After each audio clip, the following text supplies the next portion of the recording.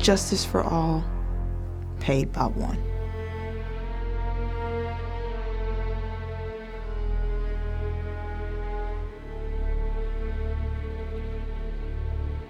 The dawn's light broke open the weighted cover of darkness that gripped the night. What felt like a nightmare turned into reality as each minute passed, calling out for our eternity. However, it was only the beginning of a long, torturous journey that lay ahead.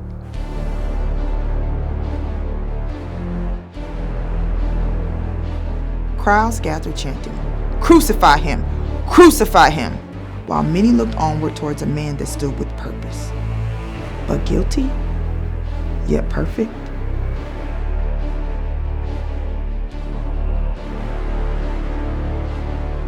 Light must have been in shackles long before the previous day had drawn to an end, because all the leaders and the mockers seemed to be unified with one mission: to free Barabbas. The other prisoner seemed to have been beaten and abused by power corrupt and misused.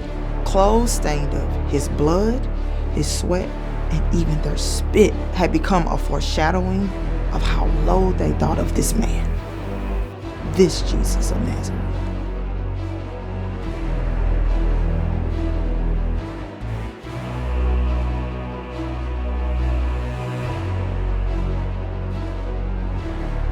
The governor had been struck with fear and seemed desperate to wash himself of this case, that otherwise would never have appeared before him if it wasn't for the Sanhedrin.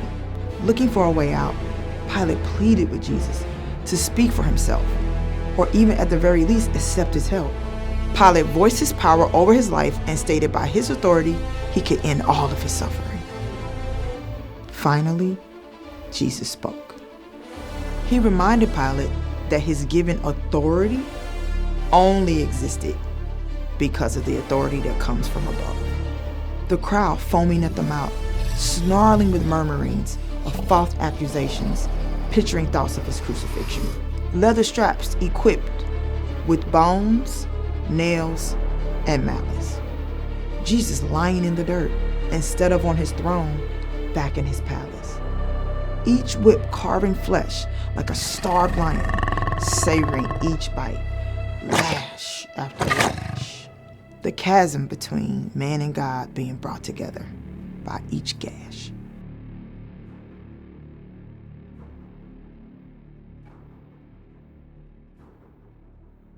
Mocked and looked down at while he hung like a poster.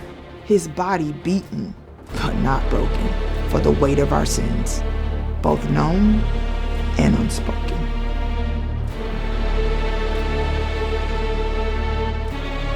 Three nails binding him to his cross as if he didn't have the power to break through those shackles and claim their loss. The earth broke open, his side pierced, blood flowing, moments after shouting, "Eli, Eli, lema sabachthani,"